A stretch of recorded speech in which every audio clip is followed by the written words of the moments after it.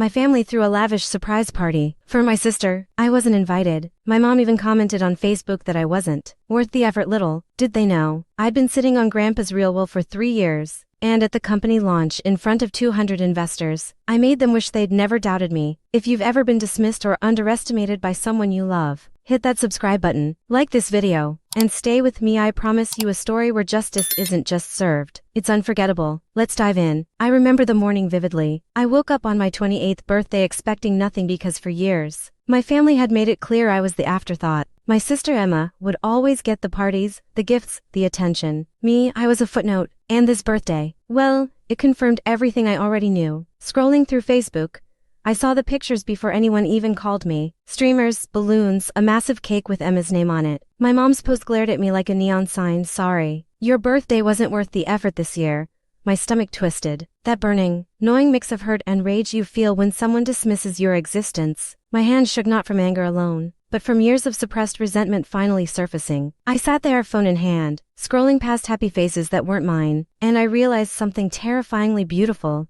They didn't know my secret, not a single one of them, because while they were busy planning Instagram-worthy moments, I had been quietly orchestrating the one moment where I would finally have the upper hand. 3 years ago, when Grandpa passed, I was the only one who noticed something unusual. While everyone else mourned superficially and bickered over sentimental items, I found his real will, hidden in a folder, inside a locked drawer, one my mother never thought to check. I stared at it for hours, my pulse racing. Unlike the public will, this one named me as the executor of his company shares. And not just a token amount, enough to have control over the launch that was now scheduled. Right in the city's finest convention hall, right in front of 200 investors. I smiled, not a small smile, a slow, deliberate one, like a predator who's been circling its prey for years. I remembered all the birthdays I'd spent alone, the offhand comments about my uselessness, the whispered doubts my mom and sister had shared at family dinners. I felt small then, but now, I was untouchable.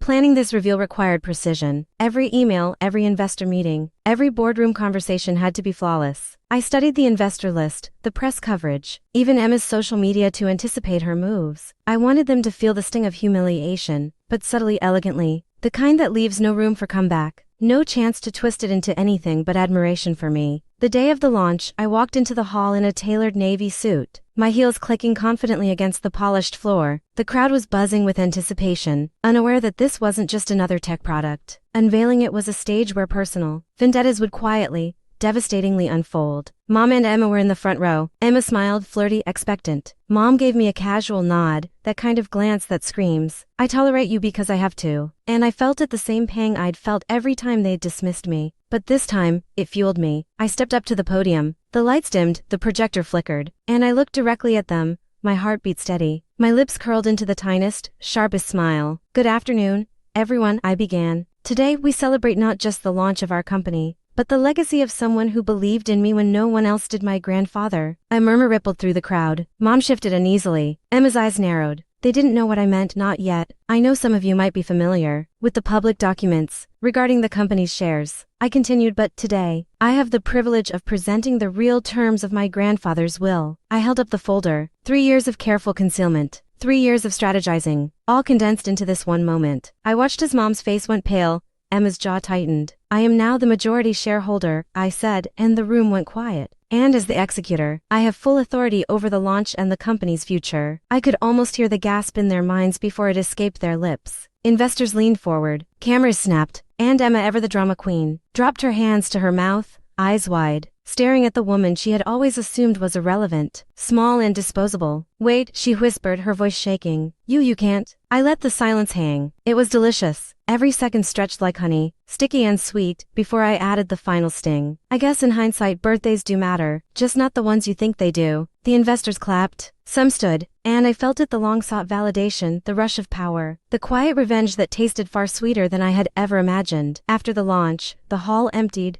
leaving my family in stunned silence. Mom tried to speak, words fumbling out, but nothing coherent came. Emma glared at me, a storm behind her eyes, and I simply smiled. You know, I said softly, all those years you said I wasn't worth the effort. Turns out you were right. My effort was always reserved for something bigger than birthday parties. I left them there, flustered, flailing, powerless. And for the first time in my life, I felt free. The injustice, the dismissals, the belittlement they no longer had power over me. I had transformed it all into a public, undeniable truth. I was capable, intelligent, and unstoppable. The next morning, Facebook exploded. Memes, comments, articles. Everyone wanted to know about the woman who had quietly become the master of her own fate. Mom's comment remained under Emma's post. Now laughably ironic, I guess we underestimated her. I didn't reply. I didn't have to. I let the world witness what I had always known. And I walked into my office that morning, the first real office I'd ever had under my own control, and smiled. Freedom, respect, and validation, all one without a single shout, without a single act of public confrontation beyond the truth.